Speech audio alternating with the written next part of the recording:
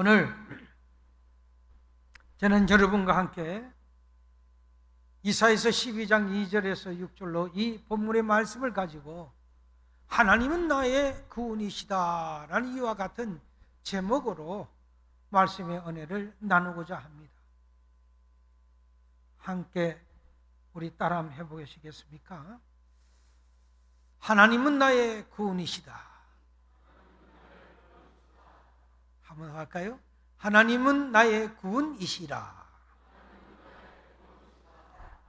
기독교는 영원한 희망의 종교입니다.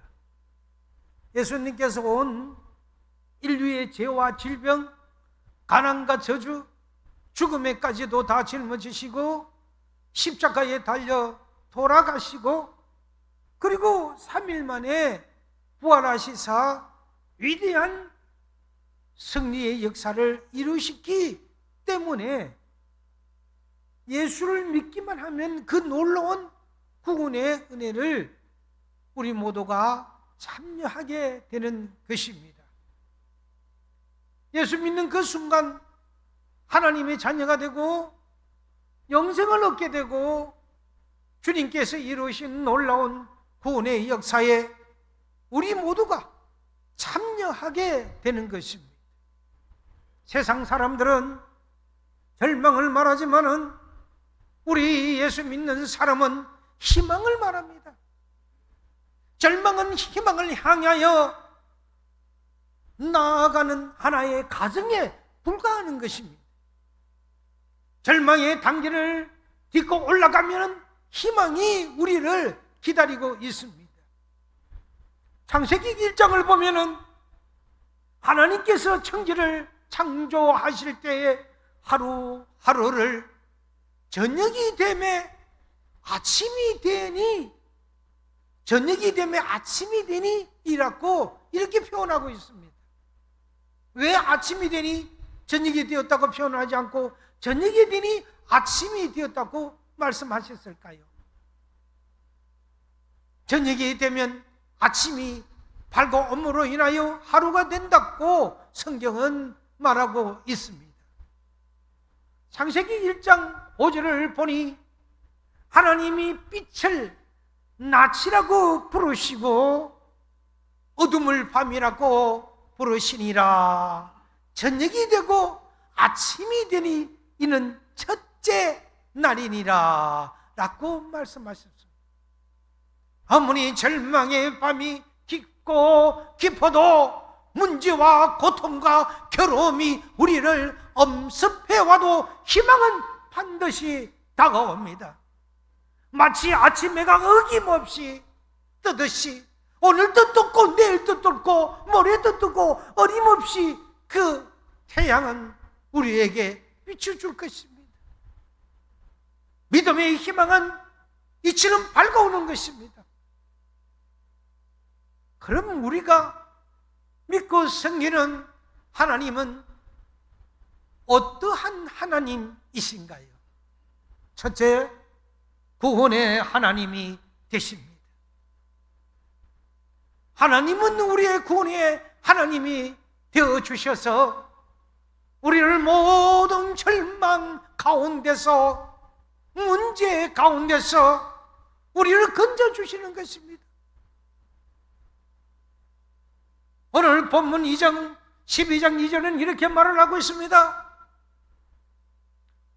보라, 하나님은 나의 구원이시라. 내가 신뢰하고 두려움이 없으니 주 여호와는 나의 힘이시며 나의 노래시며 나의 구원이심이니라. 당시 이사야 선지자가 그 사명을 감당하고 있던 그 시대는 주의 아수르라는 나라가 최대의 강국일 때였습니다. 이스라엘은 남북으로 갈라져 있고 그럴 때 이 강대국인 아수르가 북쪽 이스라엘 왕국을 침략해서 무너뜨리고 그 다음 그 열쇠를 모아서 남쪽 왕국 이스라엘을 무너뜨리려고 하던 때였습니다. 그러므로 백성들의 마음들 가운데는 두려움이 가득했습니다. 남쪽 이스라엘 유대의 그 군대는 강대국 아수르의 군대와 싸워서 이길 수가 없는 그런 환경이었습니다. 시대마다 잽이 되지 않았습니다. 우선 숫자적으로 상대가 되지 않았습니다. 또 군사력도 약했습니다. 모든 사람들이 절망을 말할 때 이때 이사야 선지자가 담대하게 그들을 위하여 외칩니다. 보라, 하나님은 우리의 구원이시다. 염려하지 말라, 걱정도 하지 말라. 하나님이 우리를 구원해 줄 것이다. 그 외쳤던 것입니다. 여러분, 이사야 선지자의 말처럼 하나님이 우리와 함께 하시기 때문에 우리는 염려할 것이 없습니다. 시편 기자는 이렇게 이야기합니다.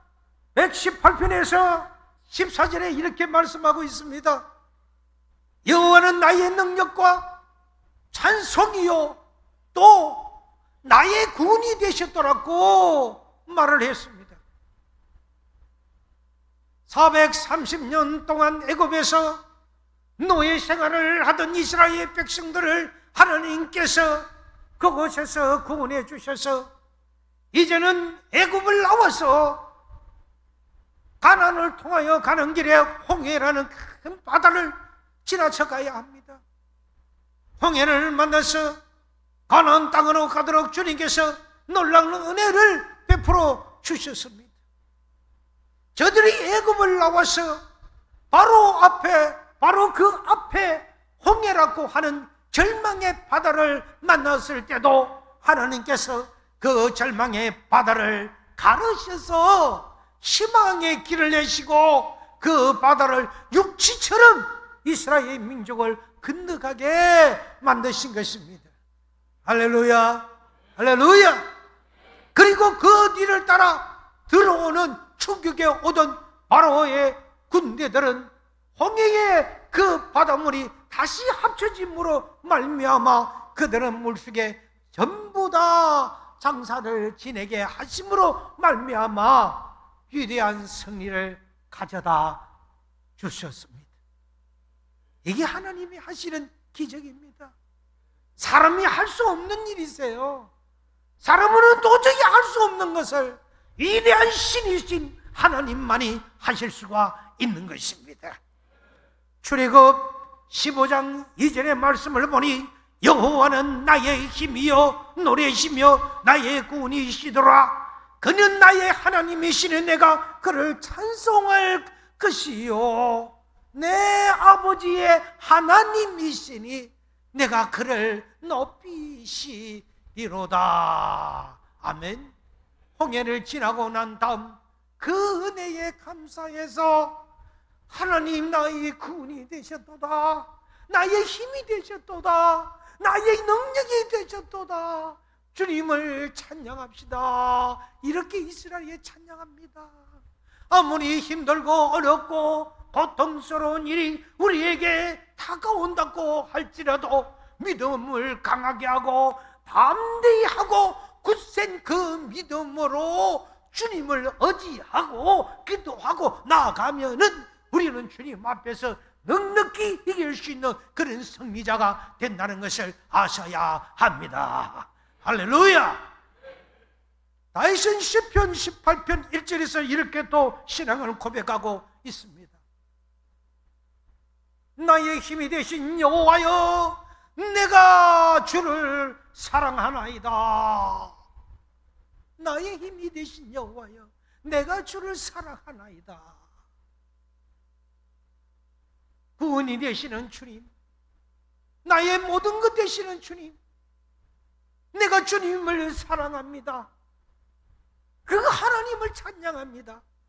이 놀라운 은혜에 우리는 기뻐하고 감사하고 주님을 찬양해야 될 것입니다. 우리의 하나님은 구원의 하나님이 되십니다.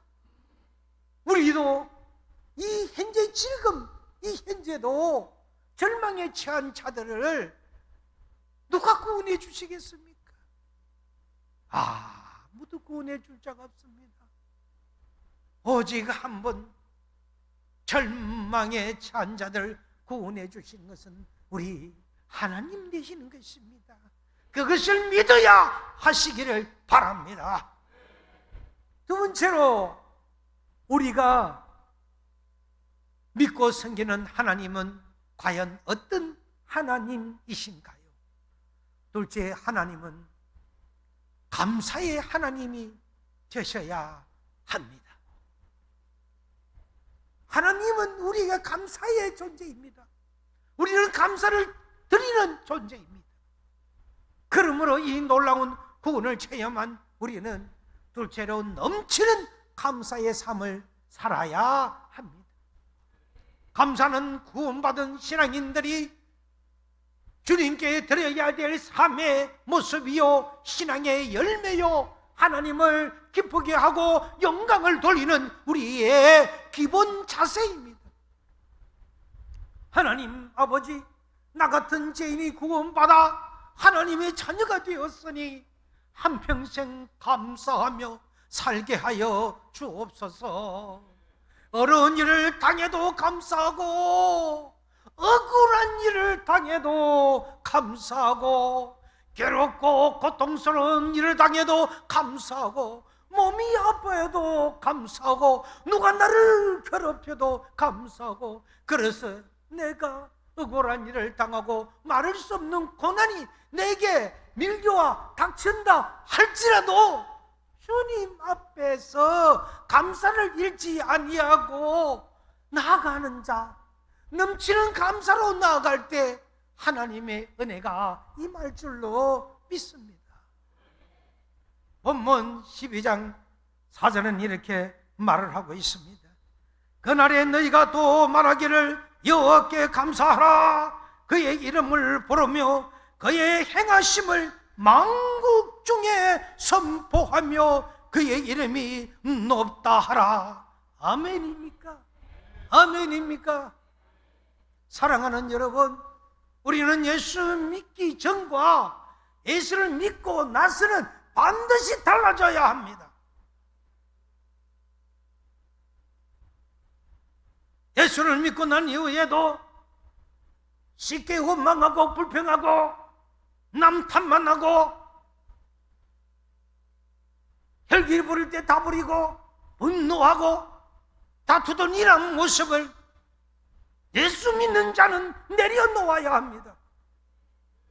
첫째도 감사, 둘째도 감사, 마지막도 감사. 나 같은 죄인이 거저 구원을 받았으니 감사합니다. 감사합니다. 감사하며 살아가는 그런 우리가 되셔야 합니다. 소리 지르고 다투고 싸워서 무엇을 내가 얻을 수가 있고 그것이 내가 이긴 들 나에게 어떠한 도움을 주며 위로를 가져다 줄 것입니까? 부부 싸움입니까? 그 부부 싸움 하면요, 이긴 사람 마음이 더 불편해지는 거 여러분 다 아시지요? 오히려 찬밥 신세입니다. 찬밥 신세. 내가 싸울 것은 혈기가 아니라 막인 것입니다. 여러분, 그리스도인들이 싸우는 것은 마귀하고의 싸움이지 결코 믿는 사람끼리 혈기를 내어서 싸우는 것이 아닙니다. 기억하시길 바랍니다. 절대로 예수 믿는 사람끼리 싸우면 안 됩니다. 다투지 마세요. 하나님 영광 가리지 마세요. 외기 구원의 은혜에 감사하며 살아야 되는데 다투고 큰소리 나며 감사할 기회가 없잖아요. 주님 감사해요. 주님 감사해요. 이 죄인 감사해요. 뭘 보고 이 죄인을 구원하셨나이까? 이렇게 늘 감사가 뒤따라야 합니다. 왜냐고요? 내가 언제 주님 앞에 갈지 모르기 때문입니다. 지금이라도 주님이 오라라고 부르시면 우리는 가야지요. 그 부름에 안 갈 장사가 있습니까? 아니요, 좀 더 살다가 갈래요. 이리 악다고 죽인다고 해서 그 생명이 길어집니까? 그런데 감사하며 살다가 주님 앞에 우리는 들림 받아야 되지 않겠습니까? 소리 지르고 악만 피우고 오해를 만들어내면, 이간질 시키며 싸우다가 들림 받으면 얼마나 부끄러운 구원이 되겠습니까? 하나님이 너 뭐하다 왔니? 싸우다가 왔어요. 너 뭐하다 왔니? 이간질만 지르다가 왔어요. 여러분, 이건 우리의 본 모습이 아니지 않습니까? 하나님 앞에 서면 어엿해야 됩니다. 하나님 앞에 서면 자신이 있어야 됩니다. 세상에서 그렇게 하나님 열심히 살다가 하늘에 그 나라에 가는 것을 희망으로 소망을 갖고 오늘 주님 불러주셔서 이렇게 왔습니다라고 하나님 앞에 그렇게 어엿한 여러분이 되셔야 합니다. 그래서 사랑하는 여러분, 감사하며 사시기를 바랍니다. 그럼 왜 감사하느냐? 로마서 5장 8절에는 그렇게 이야기를 또 합니다. 우리가 아직 죄인 되었을 때에 구원받기 전에를 이야기합니다.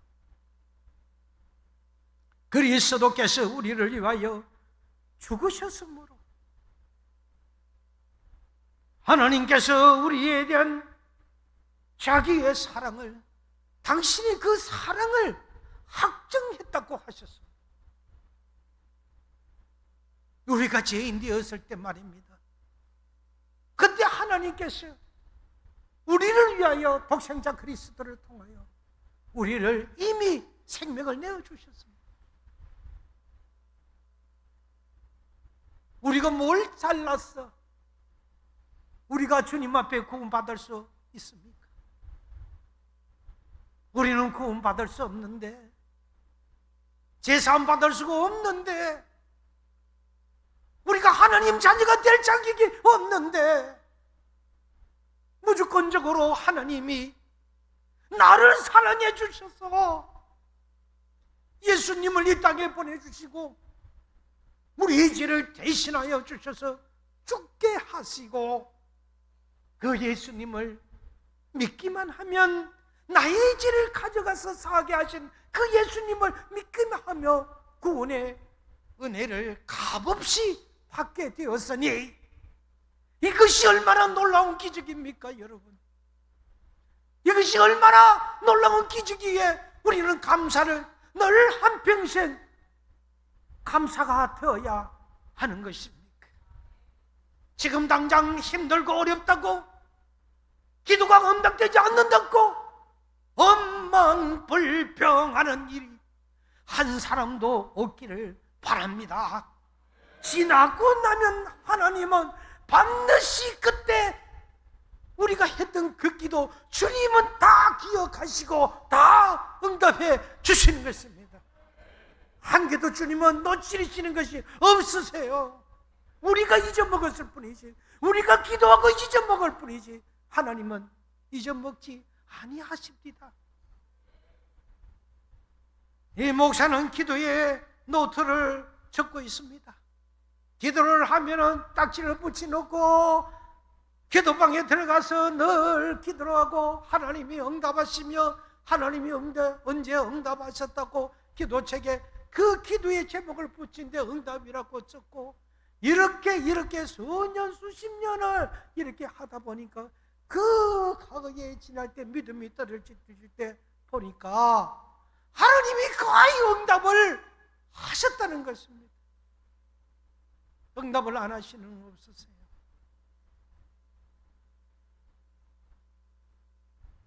하나님이 이스라엘 백성을 택하실 때도 잘난 것이 있어서 택하신 것이 아니라는 사실입니다. 사랑하셔서 택하신 거예요. 나를 택한 것도 내가 모두 택함을 받을 자격이 있어서 택함을 받은 것이 아니라 하나님이 나를 사랑하셨기 때문인 것입니다. 신명기 7장 6절에서 말을 하고 있습니다. 너는 여호와 내 하나님의 성민이라. 내 하나님 여호와께서 지상 만민 중에 너를 자기 기업의 백성으로 택하셨나니 여호와께서 너희를 기뻐하시고 너희를 택하시면 너희가 다른 민족보다 소효가 많기 때문이 아니라 너희는 오히려 모든 민족 중에 작은이라고 말씀을 하셨습니다. 구원받을 만한 자격이 없는데, 사랑받을 만한 자격이 없는데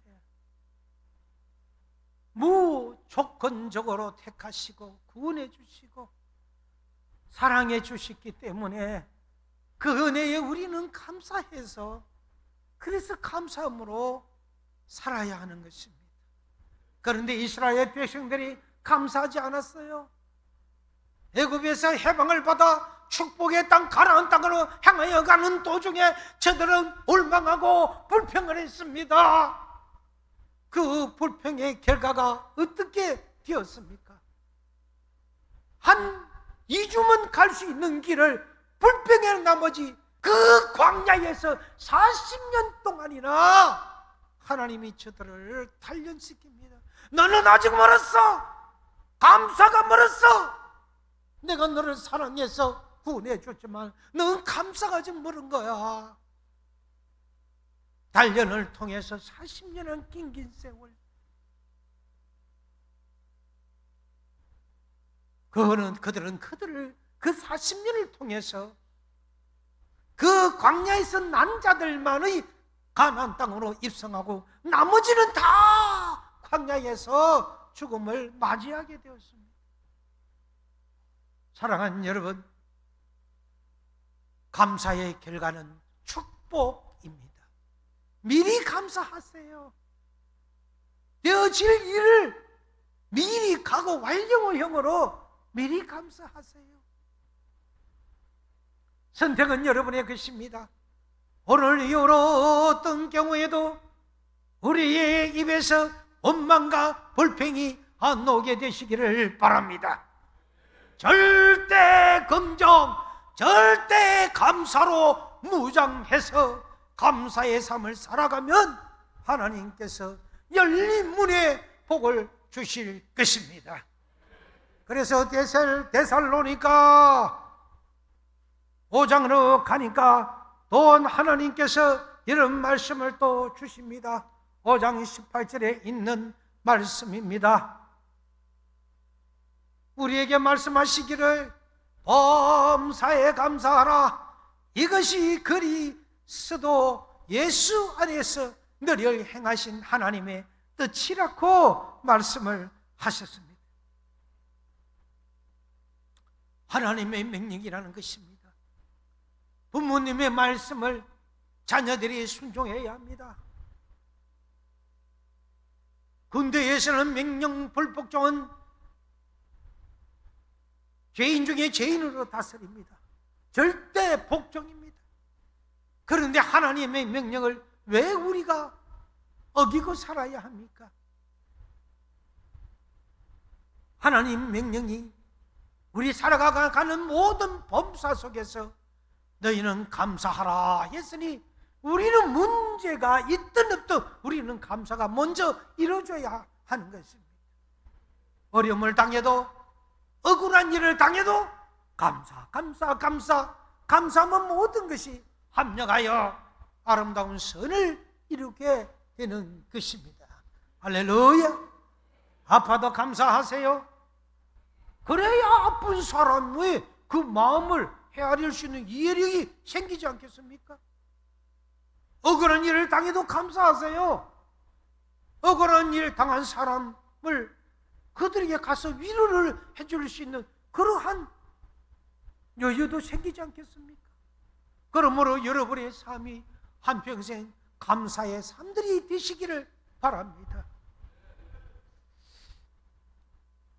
이 영국에 보니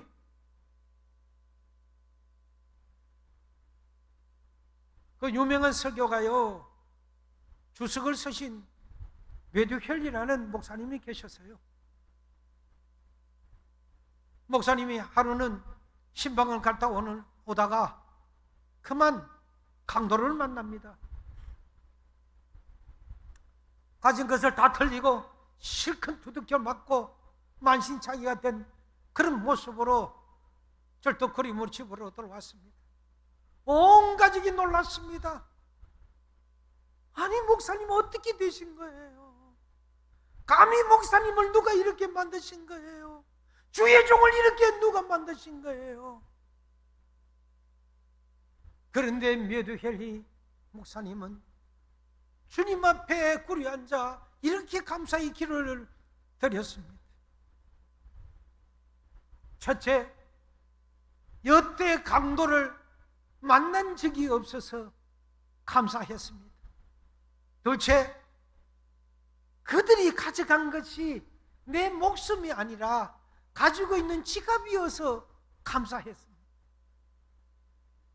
셋째는 몽땅 틀리긴 했지만은 큰 돈이 아니어서 가정에 타격을 줄 수 있는 그런 것이 아니어서 감사했습니다.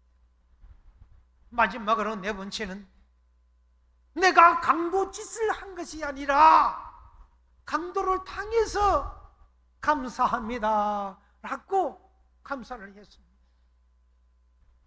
보통 사람 같으면 아니 진정으로 주님이 사람을 주의 종을 이렇게 두들겨 패기도 하고 가진 것을 다 빼앗아 갈 수가 있느냐라고 말할 수가 있습니다. 일반 사람들 같으면 시험도 들겠지요. 그런데 믿음의 종, 성숙한 신앙의 인격을 가진 분이시기 때문에 그러한 문제를 만나고 이 목사님은 어려움을 당할 때도 넘치는 감사로 일관적으로 나갔던 것입니다. 우리도 그런 감사를 배워야 할 것입니다. 세 번째로 아름다운 일을 행하시는 하나님을 보세요. 우리가 감사할 때 셋째, 하나님이 우리를 통해서 아름다운 일을 행하시는 것입니다. 감사할 때만 우리의 삶 가운데 하나님의 은혜가 임하고 기적이 나타납니다. 어떤 경우에도 하나님은 원망과 불평하는 사람에게 복을 주신 적이 없다는 사실을 아셔야 할 것입니다. 내가 늘 불평하고 또는 부정적으로 말하는 사람, 해보기도 전에 안 된다고 하는 사람, 될 것이 무엇이 있겠어요? 아예 한 발자도 뛰보기 전에 안 된다고 먼저 했는데 성공할 리가 있겠어요?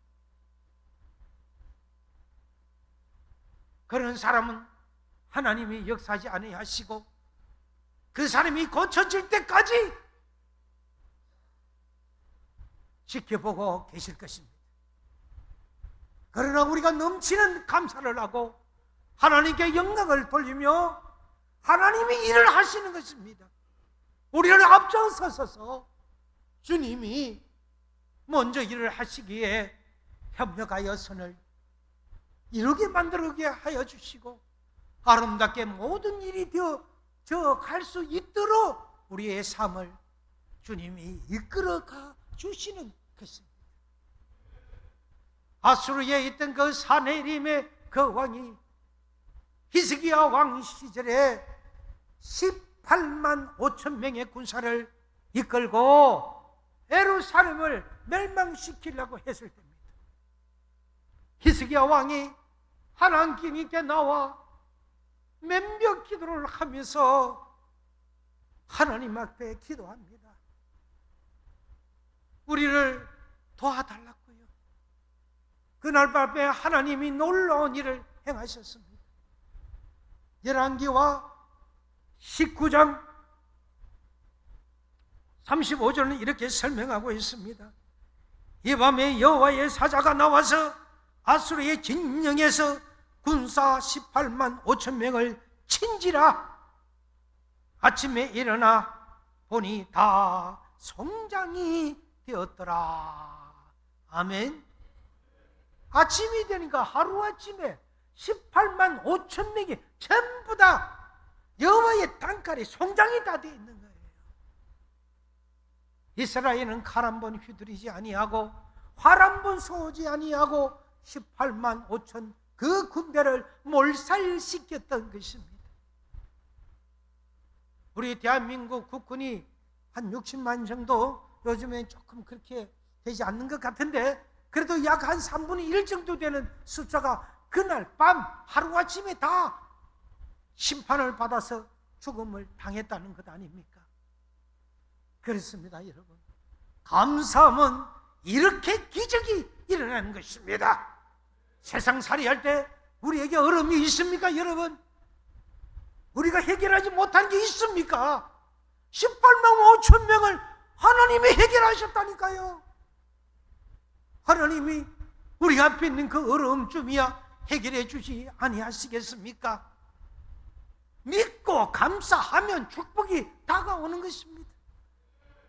우리는 죄와 절망 가운데 살다가 택함받아 위대한 하나님의 일꾼이 되었으니 감사하고 또 감사하고 또 감사해야 될 것입니다. 베드로전서 2장 9절로 보니까 이같이 말씀합니다. 그러나 너희는 택하신 족속이요 왕같은 제사장이요 거룩한 나라요 그의 소유가 된 백성이니 이는 너희를 어두운 데서 불러내어 그의 기이한 빛에 들어가게 하신 그의 아름다운 덕을 선포하게 하려 하심이니라. 아멘. 하나님 아버지, 우리가 주님의 택하신 족속이 되었습니다. 택감을 받은 족속이 되었습니다. 왕같은 제사장이 되었습니다. 거룩한 나라가 되었습니다. 이제 우리의 삶을 통하여 하나님의 놀라운 역사가 나타나게 하여 주시옵소서. 하나님의 은혜가 임하여서 우리 하나님이 모든 일을 통해서 하나님의 아름다움을 온 세계에 전하는 우리 모두가 되게 하여 주시옵소서. 할렐루야, 할렐루야. 감사로 찬양으로 나가는 우리 서연이 되시기를 바랍니다. 말씀을 맺습니다. 주님께서 지금도 우리를 통하여 놀라운 일을 행하고 계십니다. 우리를 구원하여 주시고 우리를 통하여 하나님의 아름다운 덕을 온 세상에 전하기를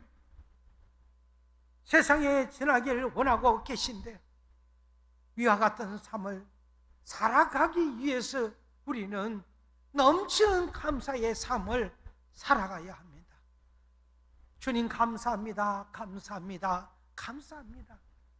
감사와 찬양이 주님 앞에 나아갈 때 하나님께서 우리를 통하여 아름다운 일을 이루시고 내 영혼이 잘된 같이 내 범사에 잘되며 내가 강건하여지게 만들어주고 또 생명을 얻되 풍성히 얻어 넘치는 그런 은혜로 우리 모두에게 채워주시는 것입니다.